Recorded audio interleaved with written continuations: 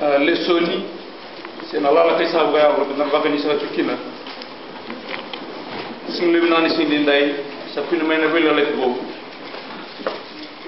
ko speli sa bola kuchoni na kena wasilebe ba te buting mena dorong lesoni mena karoso ko ndoni tukina wade muni sa velikoti e karoso ko ndoni tukina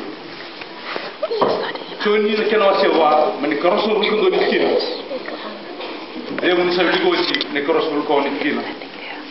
Bible reading this morning is taken from John chapter 4, from verse 21 to 26.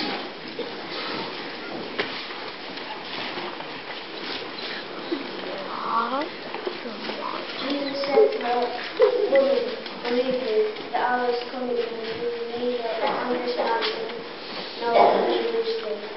Worship the Father. You worship what you do not know. You know what we worship, for salvation is of the Jews. But the hour is coming, and now is when the true worshippers will worship. The Father is spirit and truth, for the Father seeks such to worship him. God is spirit, and those who worship him must worship in spirit and truth." The woman said to him, "I know that Messiah is coming, who is called Christ. When he comes, he will tell us all things."